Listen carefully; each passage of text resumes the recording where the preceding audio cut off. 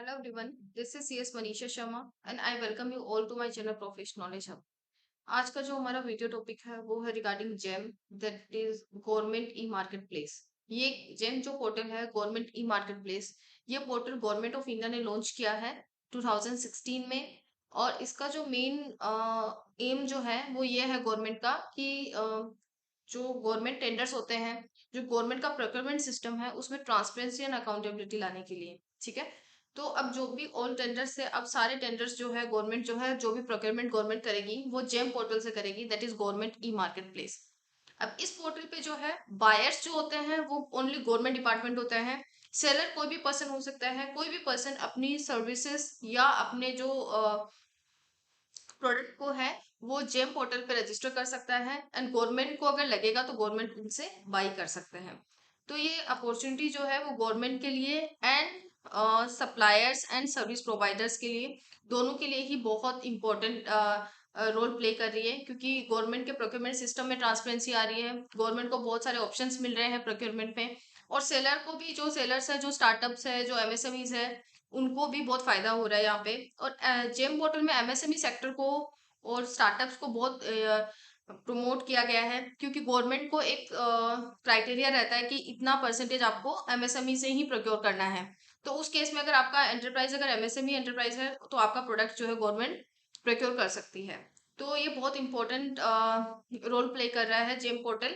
बहुत सारे सेलर्स ने इस पे रजिस्टर करवा लिया है, बहुत सारे बायर्स, गवर्नमेंट बायर्स इसमें हैं। तो इस वीडियो में हम देखेंगे कि कैसे आप अपने प्रोडक्ट और सर्विस को जेम पोर्टल में कैटलॉग बना सकते हो। लेकिन आज के वीडियो में पहले हम ये देखेंगे कि क्या क्या रिक्वायरमेंट्स है रजिस्ट्रेशन के लिए जेम पोर्टल में एंड रजिस्ट्रेशन कैसे करना है। उसके बाद हम वीडियो देखेंगे कि कैसे आप अपने प्रोडक्ट को जो है ये जेम पोर्टल पे कैटलॉग बना के डाल सकते हो, कैसे आप ई टेंडर में पार्टिसिपेट कर सकते हो, वो कैसे आप प्रोफाइल अपडेट करोगे, वो सारे हम सब्सिक्वेंट वीडियोस में देखेंगे। तो आज का हमारा वीडियो जो है मेनली फोकस कर रहा है कि हम जेम पोर्टल पे, अगर हम सेलर है, हम जेम पोर्टल पे अगर हम कुछ गुड्स प्रोवाइड कर रहे हैं या सर्विस प्रोवाइड कर रहे हैं तो हम कैसे रजिस्ट्रेशन करेंगे। ठीक है। तो फर्स्ट अगर हम देखेंगे कि डॉक्यूमेंट्स की अगर रिक्वायरमेंट देखें, तो सबसे पहले आपको ये देखना है कि आपका कंस्टिट्यूशन टाइप क्या है बिजनेस का। आपका प्रोप्राइटरशिप फर्म है, ये कोई भी टाइप का बिजनेस कंस्टिट्यूशन जो है वो जेम पोर्टल पे रजिस्टर कर सकता है खुद को। प्रोप्राइटरशिप भी कर सकता है, पार्टनरशिप फॉर्म कर सकता है, कंपनी कर सकता है, trust, society, central and state government, मतलब कोई भी टाइप ऑफ कॉन्स्टिट्यूशन है, वो बिजनेस कॉन्स्टिट्यूशन है, वो अपने आप को जेम पोर्टल पर रजिस्टर कर सकता है। कॉन्स्टिट्यूशन का नेम, ठीक है। आधार एंड पेन, ठीक है। आधार और पेन आपको जरूरी है। आप इसमें क्या है, दो तरीके से रजिस्ट्रेशन कर सकते हो। आप आधार बेस्ड रजिस्ट्रेशन भी कर सकते हो और आप पेन बेस्ड रजिस्ट्रेशन भी कर सकते हो। इन केस अगर आपका पार्टनरशिप फॉर्म है तो अगर आप रजिस्ट्रेशन कर रहे हो, तो अगर आप पेन बेस कर रहे हो तो आपका जो जो आईटीआर जो यहाँ पे जो दिखा, authorize signatory of ITR, partnership form में अगर डिफरेंट डिफरेंट पार्टनर्स हैं, तो जो पर्सन ऑथोराइज है पार्टनरशिप फॉर्म के आईटीआर फाइल करता है, जो आईटीआर का एक्नोलेजमेंट में जिसका नाम है authorize as a authorize signatory, उसके पेन से जो है वो आपका रजिस्ट्रेशन होगा। एंड आधार, और उसका आधार से रजिस्ट्रेशन होगा। तो जब आधार से रजिस्ट्रेशन करोगे तो जो आधार के साथ जो मोबाइल नंबर आपका लिंकअप किया गया है उस पर ओटीपी जाएगा, तो वो आपका नंबर होना चाहिए एंड ईमेल आईडी भी आपके पास होना चाहिए। ठीक है।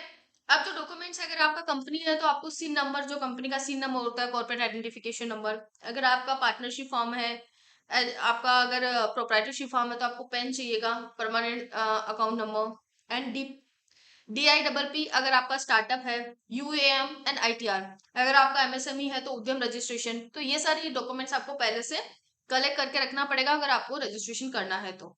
एड्रेस ऑफ ऑर्गेनाइजेशन, ऑर्गेनाइजेशन का address, bank account details and active email ID जिसपे आपका ओटीपी जाएगा। तो ये सारी रिक्वायरमेंट्स है, ये आपको पहले से कलेक्ट करना है, उसके बाद आपको रजिस्ट्रेशन के लिए प्रोसीड करना है। अब हम पोर्टल पे जाते हैं। इसकी जो जेम पोर्टल है उसकी वेबसाइट का जो है gem.gov.in, ठीक है। आप गूगल पे जाके इस वेबसाइट पे आप जाओगे, यहाँ पे जाने के बाद आप एज ए सेलर ही रजिस्टर कर पाओगे, क्योंकि एज ए बायर जो है वो ओनली गवर्नमेंट ऑर्गेनाइजेशन जो है वो रजिस्टर करता है। तो आपको क्या करना होगा, एज ए सेलर आपको यहाँ पे रजिस्ट्रेशन करना होगा अपना। यहाँ पे जैसे हमने क्लिक किया ये है तो आपका रजिस्टर्ड एज ए सेलर, ठीक है। आपको रजिस्टर्ड एज ए सेलर पे क्लिक करना होगा। यहाँ पे आपके कुछ टर्म्स एंड कंडीशंस दी हुई है। यहाँ पे भी हम देख सकते हैं, एक बार हम यहाँ पे देख लेते हैं।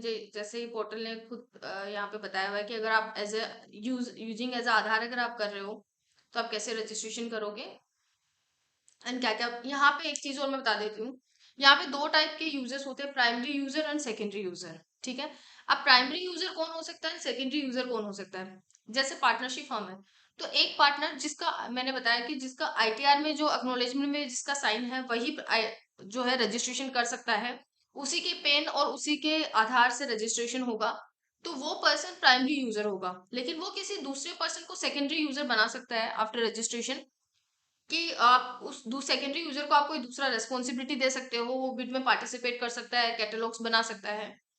तो प्राइमरी यूजर क्रिएट रजिस्ट्रेशन कर सकता है, लेकिन वो सेकेंडरी यूजर्स भी यहाँ पे क्रिएट कर सकता है। तो प्राइमरी यूजर के रजिस्ट्रेशन के लिए हमने जैसे डिस्कस किया कि आधार, उसका पर्सनल पेन, मोबाइल नंबर जो आधार से लिंक है, ईमेल आईडी, ये सिन नंबर, पैन नंबर, ये सब चाहिए, address detail and bank account details. वही अगर प्राइमरी यूजर बन जाता है, उसके बाद वो अगर किसी और पर्सन को भी बनाना चाहता है सेकेंडरी यूजर, तो उसका सेकेंडरी यूजर के केस में आपको क्या क्या डॉक्यूमेंट चाहिए, आधार, उसका पैन, मोबाइल नंबर जो आधार से लिंक्ड अप है, और एक्टिव ईमेल आईडी। ठीक है, अब ये आप देखिए कि कैसे आपको रजिस्ट्रेशन करना है। ठीक है, अब हम जाते हैं, जैसे हम लोग क्या करेंगे, सबसे पहले हम साइट पे गए, यहाँ पे रिव्यू टर्म्स एंड कंडीशंस, यहाँ पे आपको क्लिक करना है।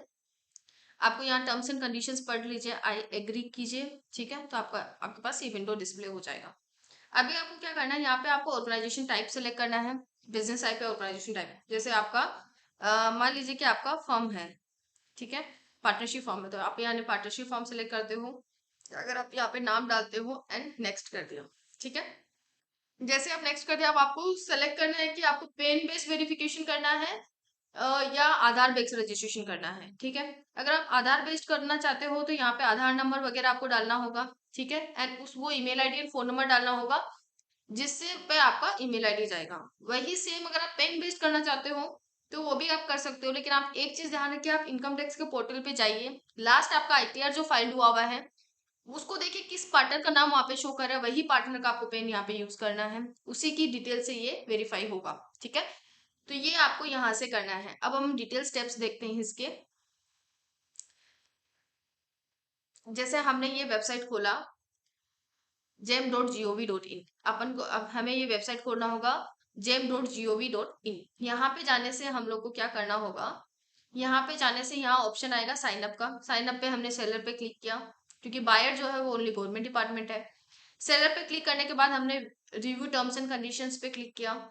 टर्म्स एंड कंडीशंस पे क्लिक करके हमने I agree, terms and condition पढ़ने के बाद एग्री करके हमने नेक्स्ट प्रोसीड किया, तो हमारा कंस्टिट्यूशन टाइप आ गया कि हमें कौन सा सेलेक्ट करना है।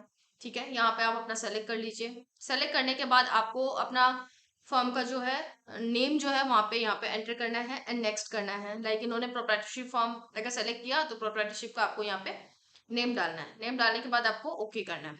ओके करने के बाद आपका यहाँ पे अगर आधार बेस्ड अगर आप कर रहे हो तो आधार का आपको वर्चुअल आईडी, आधार नंबर ये आपको डालना होगा। और आधार नंबर के साथ, आधार के साथ जो मोबाइल नंबर रजिस्टर्ड है उसको मोबाइल नंबर डालना होगा। एंड यहाँ पे आपको ओके करने से आपके पास ओटीपी आएगा। जैसे ही आप ओटीपी अगर डाल देते हो यहाँ पे वेरीफाई हो जाता है। यहाँ पे ओटीपी डाल के आपको वेरीफाई करना है, क्योंकि आपका जो ओटीपी है वो email ID and phone number दोनों पे जाएगा। ठीक है, जो आधार के टाइम लेने के टाइम आपने जो लिंक करवाया था उन दोनों पे जाएगा। आपको यहाँ पे जो है पर्सनल वेरिफिकेशन के लिए नेम एंड नेम डालना है जिसका नेम आईटीआर में शो कर रहा है। ठीक है, अब आपको यहाँ पे पर्सनल वेरिफिकेशन करना है। पर्सनल वेरीफाई करके, पर्सनल वेरिफिकेशन करना है। पर्सनल वेरिफिकेशन करने के बाद आपके आधार पे जो है वो आपका ओटीपी और ईमेल और आधार दोनों पे आपका ओटीपी जाएगा। दोनों का ईमेल आईडी एंड ओटीपी आपको यहाँ पे डालना है एंड अकाउंट क्रिएट करना है। जैसे ही आपका अकाउंट क्रिएट होगा आपको यहाँ पे सेलर अकाउंट क्रिएटेड सक्सेसफुली, आपको यूजर आईडी पासवर्ड भी आपको यहीं पे डालना है। आपको अपना यूजर आईडी पासवर्ड क्रिएट कर लेना है एंड क्रिएट अकाउंट पे क्लिक करना है। जैसे आप क्रिएट अकाउंट पर क्लिक करोगे यहाँ पे आपका पॉपअप शो करेगा सेलर अकाउंट क्रिएटेड सक्सेसफुली।